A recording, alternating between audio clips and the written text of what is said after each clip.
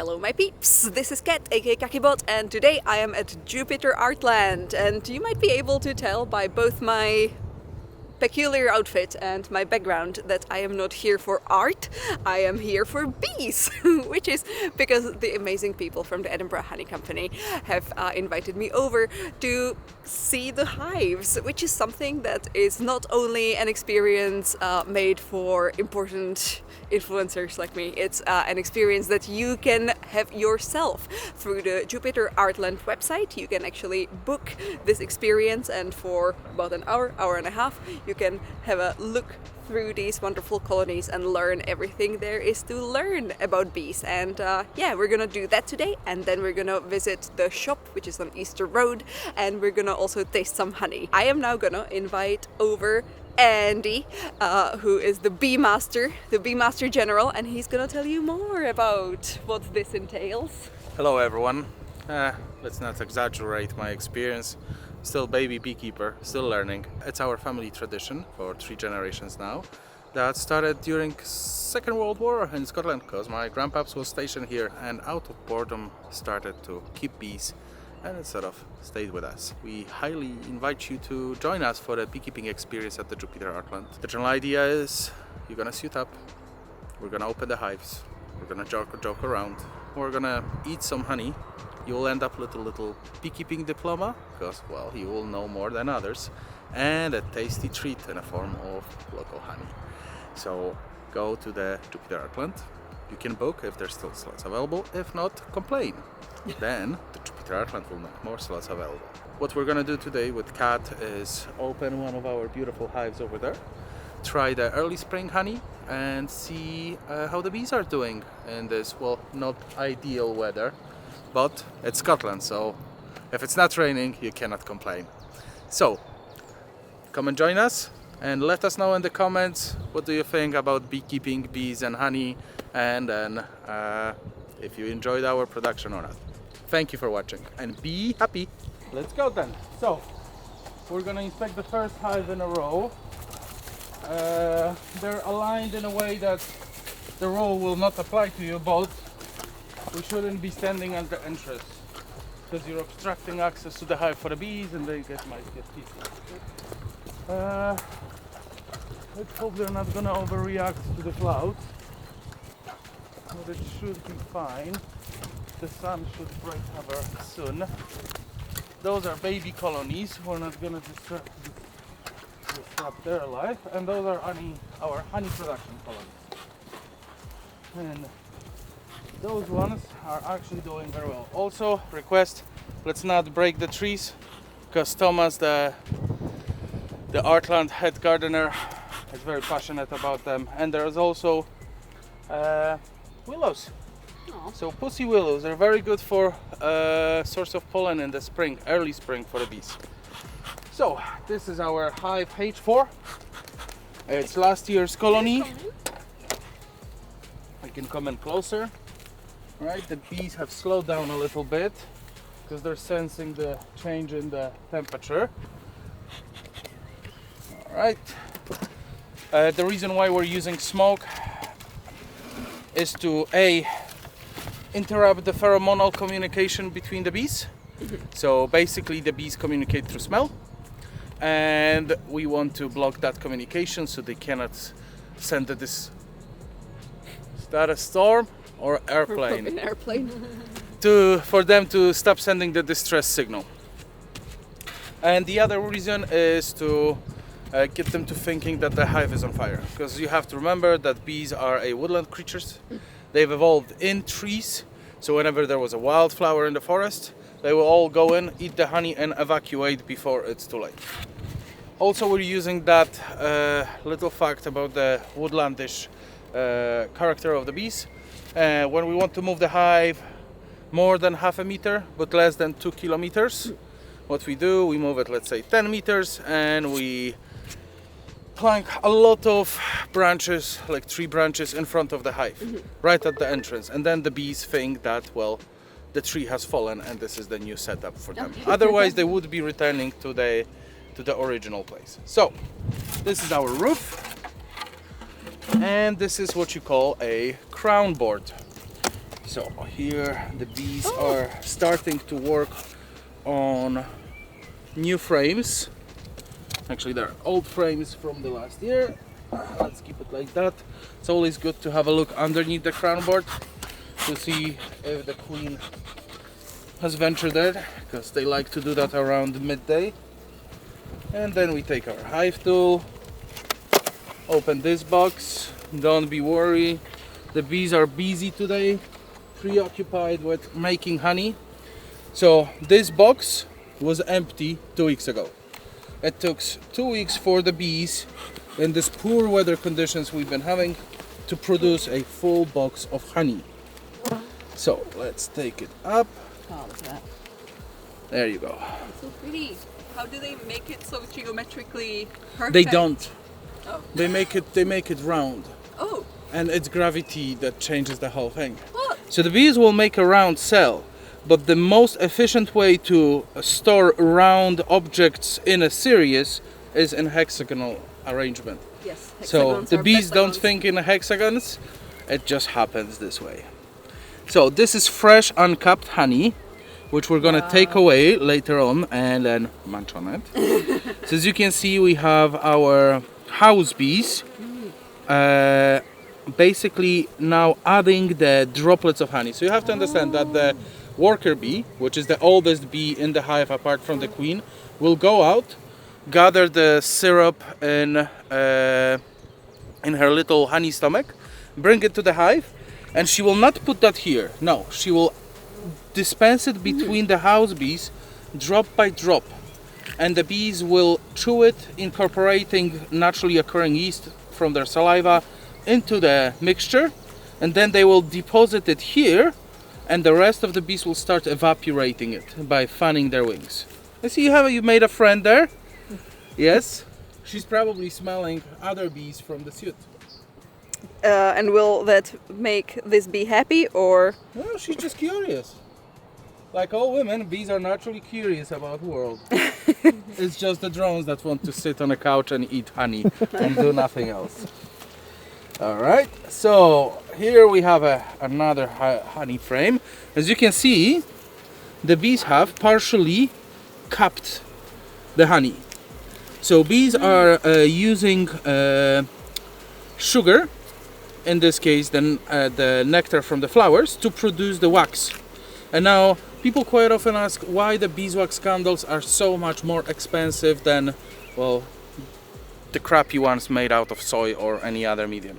It's because it takes 8 pounds of sugar to produce a pound of wax, and a lot of effort on the behalf of the bee colony, and only certain age bees will be able to produce it. So those frames were completely empty like the last ones, and the bees have managed to produce all this beautiful wax. Okie dokie, now we're gonna move to another one. So you can see a sequential progression from the middle of the hive outward. It's because the bees are, well, they're getting slightly unhappy. You are, ladies. How can you tell? You can hear it. Oh. They're starting to buzz harder. Okay. And also, if they're really unhappy with you and they want to attack you, you can smell it. It smells like glue for woodwork. And it's immediate signal that you have to break the smoker out and stop it. But right now they're behaving very nicely, even though the weather is not that great. Yes, Marta? We have some crotch bees. So. I'm not gonna comment on that. Yes, the ladies know what they want. So this is almost finished frame of honey. Yes, I know. But also you can see that some of the capping is lighter in color, some is a little bit darker. So honey capping is semi-translucent, and it allows for a exchange of moisture. So in this case, this patch of honey here requires further curing and drying out. So the bees will be working on it furthermore, and then we can open another frame. There we go. And this one is almost completely finished. As you can see, our little bees are not that antsy. Is it me? It's starting to rain. Well, bees like Brazilians don't like rain and they love sugar. So let's open. So this is a large frame. Wow. That two weeks ago I have moved up from Oh the my God. very nest to encourage the bees to work on the upper boxes. So it's a bit of a tricky manipulation. So here, let me rest it like that. We can see all different generation of bees. So this patch here, this is capped brood. So those are larvae that have hatched from an egg, went through the puberty process, and they're completely covered. They're just incubating right now. Here, and I don't know if the camera will pick it up, we can see little eggs. They're like tiny grains of rice. So obviously it shows us that the queen was here at least 3 days ago. And she laid this patch of the eggs, which within 21 days will hatch into being grown as bees. And yes, we have a bee with the pollen. And this is a patch here, if you could focus on this part here. This is bee bread. So this is the way bees are storing pollen for the new generations. And here we can see slightly older stage of bee development, which is the larvae. So the queen probably started centered. This patch has hatched out first, so they made a new one. This one has hatched out, so they made it later. And this is the latest hatching with the newest eggs being laid. And over here we have honey stored for the feeding of the baby bees. But also you can see that there was a very good nectar flow. So the bees are starting to drown the nest in honey. So that's a clear signal for the beekeeper to add extra boxes. Otherwise the bees will be like, there ain't enough space for us here. Let's find a new home, and we don't want that. Okay. Yes, this is the perfect way of removing the BBs from the elements. So this ventilational system allows bees to control the moisture, because through the curing process of honey evaporating the excess moisture, because you have to remember that nectar on the flowers is 50-50 water to sugar, but bees make the honey to be less than 20% moisture, so there's a lot of water that has to be evaporated. So this allows for the bees to control the temperature and the humidity of the hive. If they will decide that it's super cold and we want to keep more temperature in, they will completely propolis the vents. Oh. And propolis is a glue made out of tree resin, tree elements, fibers, wax, honey, and it's one of the most antibacterial things out there. So if you're having a throat infection or a cut that doesn't want to heal, all you need is a bit of propolis in spray and it's gone, and I can testify. So do you think once we are all, once all the antibiotics stop working, are we all going to be beekeepers?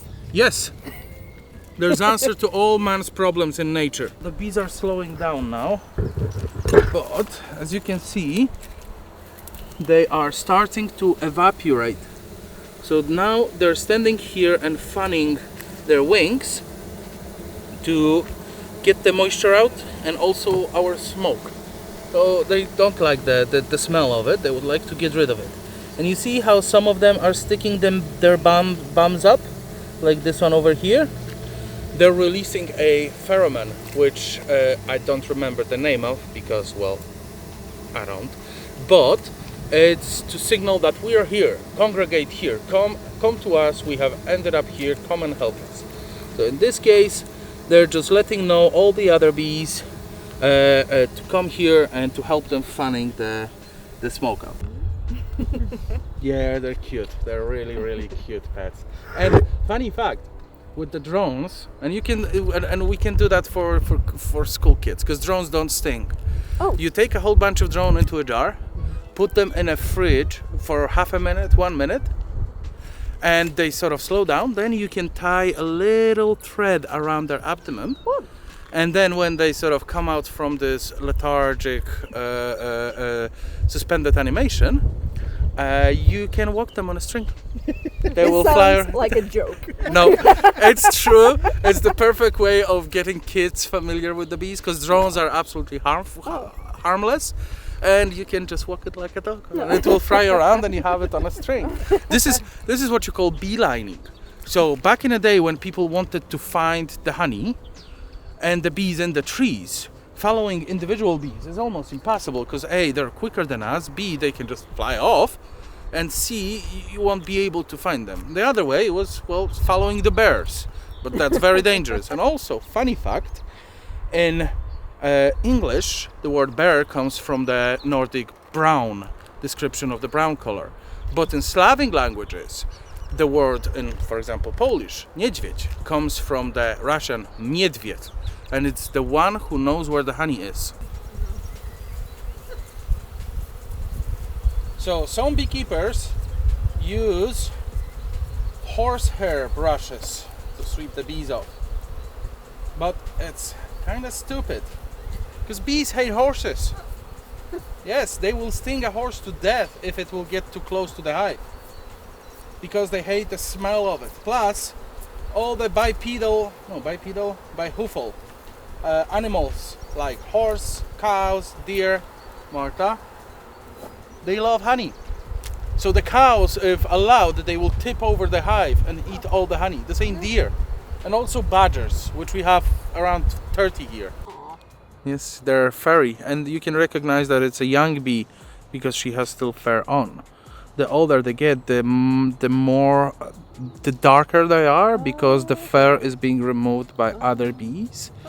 They fight with each other, especially during robbing season. So the strong colonies will invade baby colonies and try to steal all their honey. No. And bees fight with each other by pulling their hairs out. So if they get in your hair, they're trying to pull your hair to scare you away.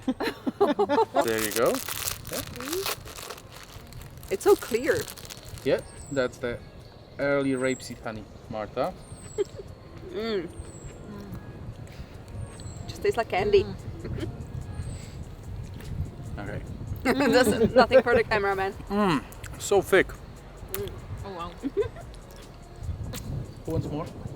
You should try some. Cameraman. There you go. Also, the wax is edible, but non-digestible. There's a lot of vitamins and minerals for us as well. Yum. Oh yeah, it's delicious. Delicious. Good stuff, right? So Well done. And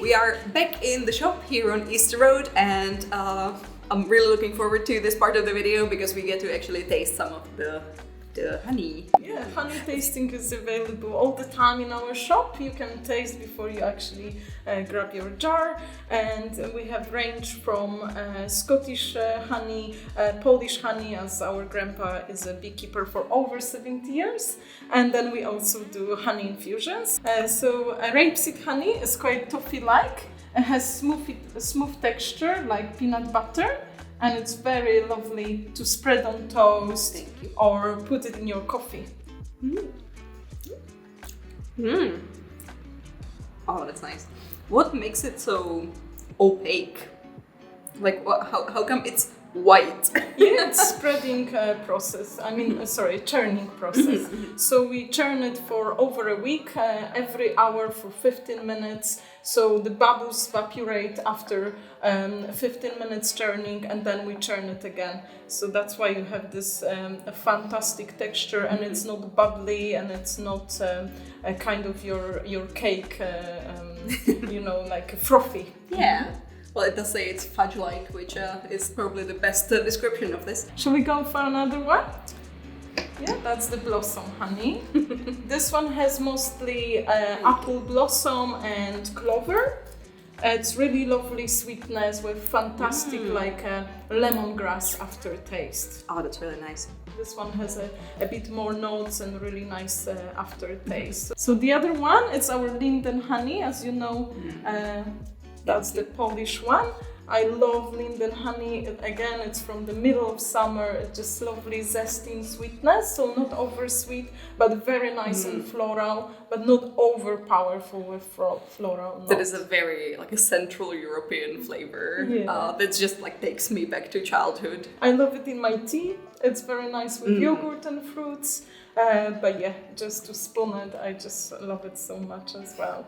So yeah, and the other one, that's our heather honey, and that's best what we can do in Scotland, and Scotland produce over 75% of this type of honey. It's very, very floral, and it has specific texture, that's a natural texture of heather. It's always thicker than other honeys, and lovely color as well. And yeah, it's very, very rich in vitamins, minerals, amino acids. It's really healthy for us, far better than manuka for actually much less, much lower price. So would you say this is the most Scottish one? If someone is coming to Scotland as a visitor and they would like to bring home the most Scottish honey, would this be the one? Yeah, as you know, we have a lot of heather hills all around, and this honey is really difficult to get it anywhere else. And Scotland has really a certain climate that it produces a lot of this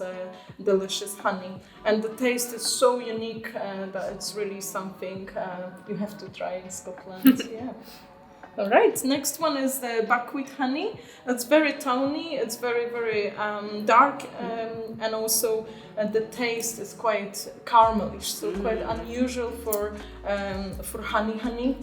And it's also very rich in vitamins, minerals. It's very good for our immune system as well. Then we have rose with acacia.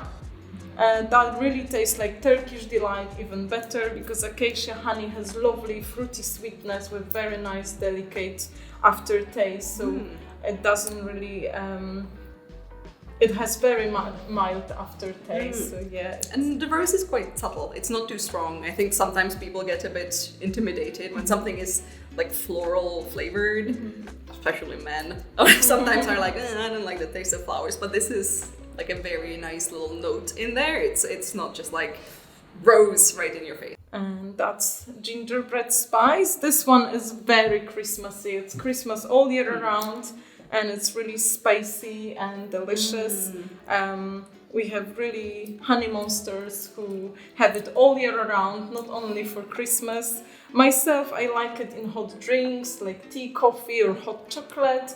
But it's nice on pancakes or just in porridge as well with some apples. No, this is really good. And because like when you make gingerbread or like gingerbread cookies, again, those kind of Central European ones, they're quite honey flavored, right? Yeah. So this really works. We also have bee pollen and bee bread. So this one also is recommended for hay fever, but in more than moderated batch. You have to start it slowly, about 2 months before the pollen is flying around. It's quite bitter. It's best to soak it overnight in the water and then drink it in the morning. This is weird, but do you know what it kind of reminded me of? It reminded me a little bit of like matcha or something like that. It has that like almost like a green tea flavor, which is a bit bitter, but not bad bitter. This one tastes more like raisins. It has this hexagonal shape, as you can see. And also it's much more dense with enzymes from bee stomach, so it's really healthy for our digestive tract, and it absorbs to our body much more than a bee bread. That's quite sour. It kind of tastes like a super tiny sourdough bread. Well, thank you so much for walking me through the whole range, although this is not the whole range, right? You have much more on offer in the shop. But this has been such an eye-opening adventure. Thank you so much. And that is it, my peeps. A video all about bees, which is a bit unusual for this channel, I'm now realizing. To me personally, this video has ticked like all the boxes. It was, a small business, a small food business, and also immigrant power. Yeah. Bringing something from the continent here to Scotland is always a good thing. in my book. It was just such a privilege to work with Andy and Marta and to learn everything there is to learn about bees. Although if you want to attend one of their beekeeping experiences and apply for it through the Jupiter Artland website, which I'm going to try and remember to link in the doobly-doo, then don't forget that what I showed you today is just a very small kind of snippet of what you would be experiencing. You would be getting 90-ish minutes of deep dive into how bees work, their whole society. It's fascinating, and also, you know, obviously the background of how to harvest honey and how to enjoy it. And if you don't quite want to go into the whole beekeeping experience, I very much recommend stopping by the shop and asking for a little taste test, because I can guarantee you you're gonna come out of that shop with like your new favorite honey, and that is kind of a niche knowledge to have. Like, what's your favorite kind of honey? Well, it's buckwheat. Again, Simon's favorite honey. He's super into buckwheat honey. Yep. I really like linden. And a pro tip, if you have any more questions, leave them in the comment section below. I'm gonna force Andy and Marta to reply to you. They better. Alrighty then, I'm gonna truly end this video now. As always, you can visit me on Instagram under kakibot and kakiblog for my illustrations and my kind of pictures of life in Scotland, which might be even more interesting to you if you're on this channel trying to discover more of Edinburgh. You can also support this channel by buying something from my Etsy shop. Right now, that's the best way of supporting it. Or if you don't want to spend money, you can always give this video a thumbs up, you can subscribe, or you can share this video with someone you think would enjoy it. Okay, yeah, Etsy shop linked in the doobly-doo, and I shall see you soon. Be happy. You know what this shape makes me think of though? That shark costume in that Katy Perry performance.